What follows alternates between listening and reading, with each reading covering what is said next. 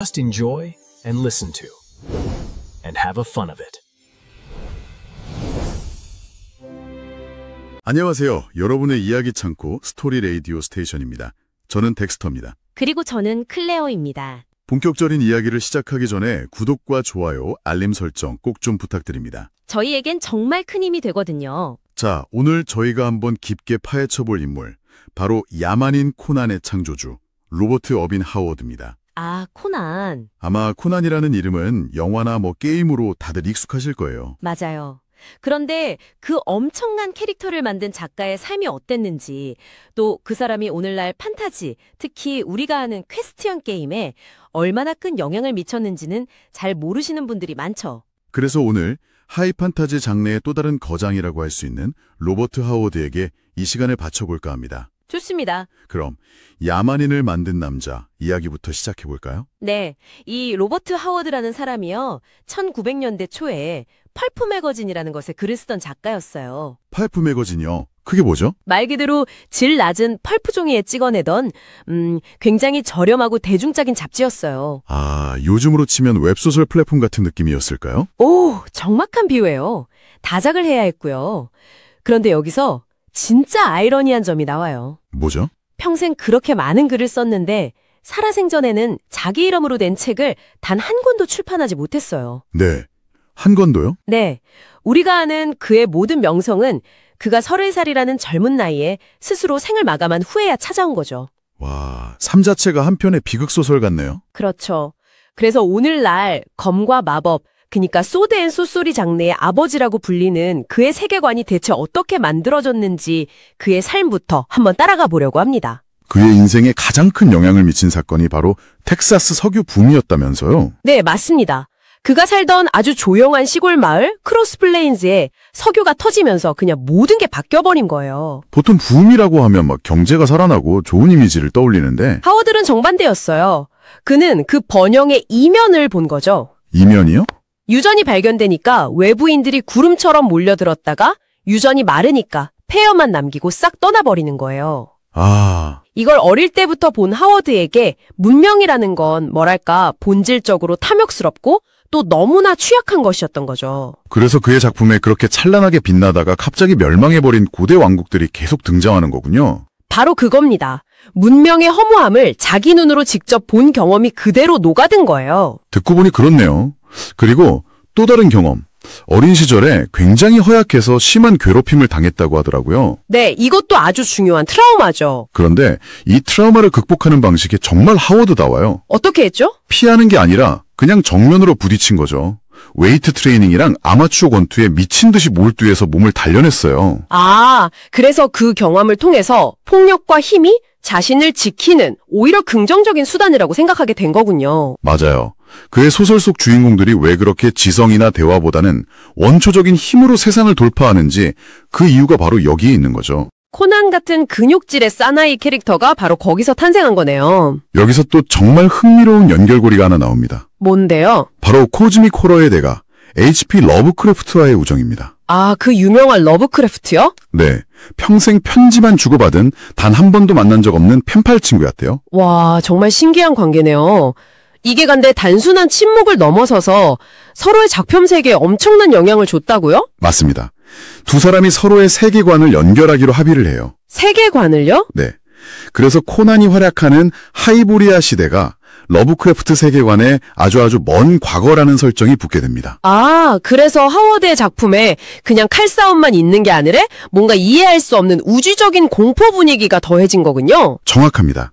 하워드의 검에 러브크래프트의 공포가 더해진 거죠. 하지만 이런 창조적인 교류에도 불구하고 그의 삶은 결국 비극으로 끝났네요. 네, 평생 우울증과 공황장애에 시달렸고 결핵을 앓던 홀어머니를 돌보면서 정말 가난하게 살았다고 해요. 그러다 결국 어머니가 혼수 상태에 빠져서 회복이 불가능하다는 소식을 듣고 1936년 6월 11일 자신의 차 안에서 엽총으로 30살의 짧은 생을 마감합니다. 정말 안타깝네요.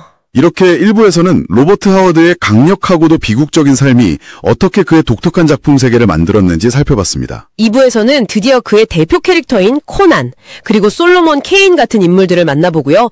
그가 창조한 검과 마법 장르가 반지의 제왕 같은 하이 판타지랑은 어떻게 다른지, 오늘날 우리 대중문화에 어떤 유산을 남겼는지 본격적으로 탐험해 보겠습니다. 잠시 후에 뵙겠습니다. 네, 잠시 후에 뵙겠습니다. Welcome to Story Radio Station, where imagination transmits.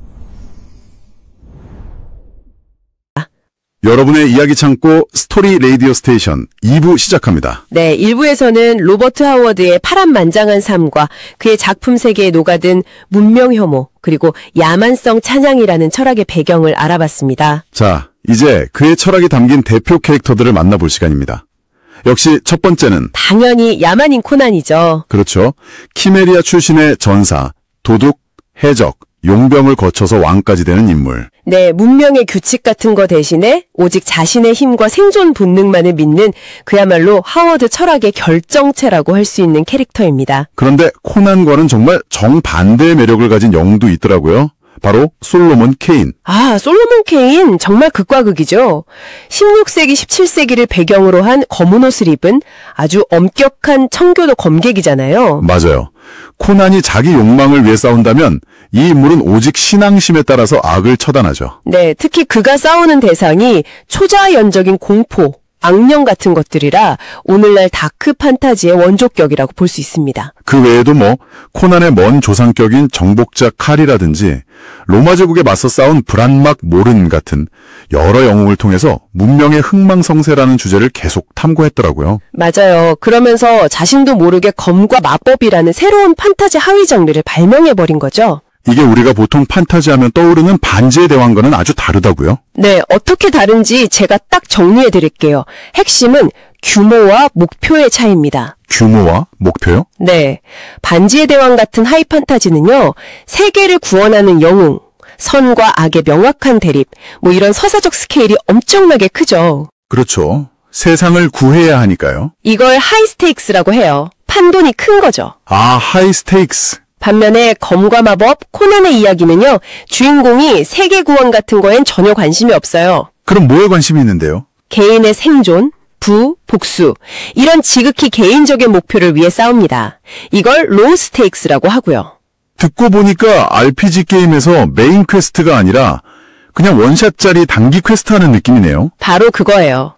도덕적인 면에서도 차이가 커요.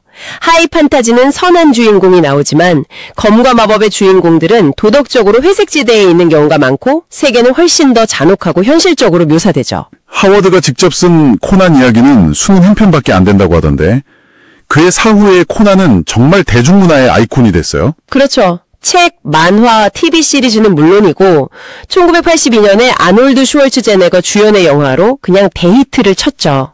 특히 게임 장르에 미친 영향이 정말 막대하다고 생각해요. 그럼요. 던전 앤 드래곤 같은 초기 TRPG의 핵심, 던전을 탐험하고 보물을 얻는다는 그 구조 자체가 이 검과 마법 장르에서 직접적인 영감을 받은 거거든요. 아, 정말요? 네. 최근에 나온 코난 엑자일 같은 게임에서도 야만인의 생존, 고대 문명의 폐허 탐험 같은 하워드의 테마가 그대로 살아 숨쉬고 있죠. 물론 1930년대 작품이다 보니까 현대적인 관점에서 비판을 받는 부분도 있긴 합니다. 인종차별적인 표현이 있다는 지적이죠. 네, 그건 분명히 존재하는 그 시대의 한계라고 봐야 합니다. 하지만 그의 핵심 철학은 어디까지나 문명의 오만함에 대한 비판이었거든요. 아, 그러고 보니 그의 이야기 속에서 스스로 우월하다고 믿는 문명인들은 항상 야만인 코난에게 조롱당하고 결국 멸망하잖아요. 맞아요. 오히려 인종보다는 개인의 용기와 힘을 더 중요하게 여기는 모습을 보여주면서 당시의 편견을 전복시키는 장치로 사용했다는 재평가도 받고 있습니다. 그렇군요. 물론 그렇다고 해서 그 표현들이 정당화되는 건 아니지만요. 자, 그럼 정리를 한번 해보겠습니다. 20세기 판타지 문학에 두 개의 큰 기둥이 있다면 하나는 톨킨의 하이 판타지, 다른 하나는 바로 이 로버트 하워드의 검과 마법이라고 할 수 있겠네요. 완벽한 정리입니다.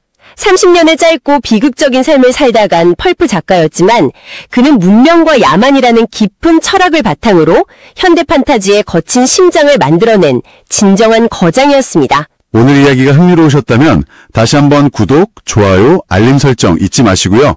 여러분의 이야기 창고 스토리 라디오 스테이션이었습니다. 다음에 더 재미있는 이야기로 찾아뵙겠습니다. 감사합니다. 감사합니다.